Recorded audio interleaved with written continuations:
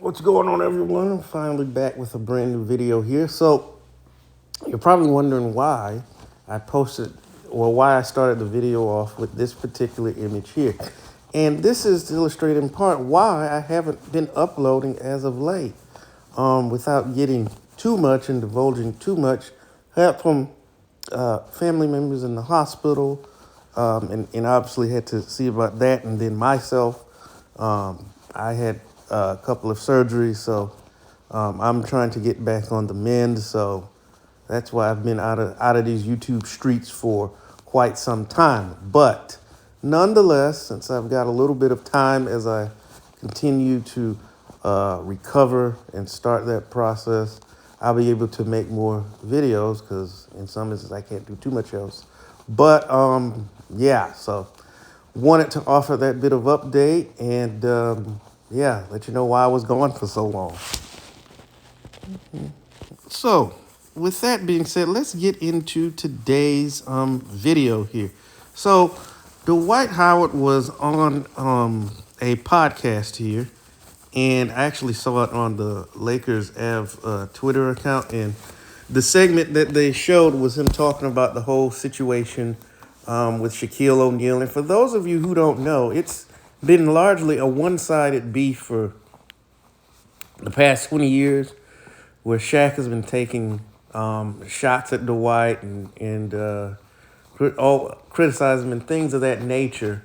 And it seemed a little over the top than just, a veteran, maybe showing some tough love to a young player or a player in the league and just trying to give him some advice and help put him on the right path and things of that nature. It seemed personal. And really, the thing about it, for those of you who may not be younger, from what I can recall, it really stems back to the whole Superman thing at the dunk contest. And for those of you who don't know, many moons ago, Dwight Howard was in the dunk contest. And if memory serves me correctly, I think he maybe won a time or two. I have to look back and see just for my own knowledge. But anyway, one of the dunks, he put on a Superman shirt and a cape. It's the one where he jumps from like the foul line and he really threw the ball in, but they counted it as a dunk and all that. Kenny Smith was going crazy with the Superman in the building and all this stuff, and Shaq got in his feelings because in his mind, for some reason, he thinks that he has the sole ownership of the Superman moniker. And from what I remember, it really has started from there, and he's just been on dude ever since. And it's just going on and on and on. And even, though most of them are not in the league, it's still going on. And at a certain point, I think Dwight Howard is kind of getting tired of it. And I'm gonna be honest, I really don't blame him because we've seen this out of Shaq before. If you remember, those of you, JaVale McGee was practically the face of Shaq and the Fool. And it was always, it was just footage. They might as well call it JaVale and the Fool because he was on there. Sometimes he'd be two of the four slots or whatever. And it just got really, really bad. And that was the whole situation where JaVale McGee called him a coon. And then Pam McGee, his mom, got involved, to try to shut that situation down and diffuse. And that's really the reason after that, you didn't really see JaVale on Shaq and the Fool anymore. So it's not like Shaq does not have a history of this. And here's the other thing. And I like Shaq. He was tremendous as a player. He's an all-time great. All those things. Love him on inside the NBA. But if you've watched and you've seen him, he can be a bit of a bully. And we see it even on the show sometimes when he gets in his feelings and he go around talking about knocking people out and all this. And if you all remember the infamous Shrek clip, and he got in his feelings about that. But even when him and Charles will go back and forth, and you can tell he gets kind of in his feelings because he always brings up the rings thing and all that. So, we've seen a bit of that. And then there's stories about some of the things that he did as a player where it was pulling the Randy Orton. And what I mean by that for wrestling fans, pooping in someone's bag and the Gordon Gierachek incident. Grant Hill tells a story about that where he knocked him out or choked him out or something along those lines. So, I mean, we've seen that. And so I say all that to say, Shaq has a history of this. And so I guess after the interview, he went, he took to Twitter, which you can see on your screen. And I'm not going to read the whole tweet, but, he said what he said. And then, Dwight comes back and talking about he's insecure and talking about how it's been going on for 20 years.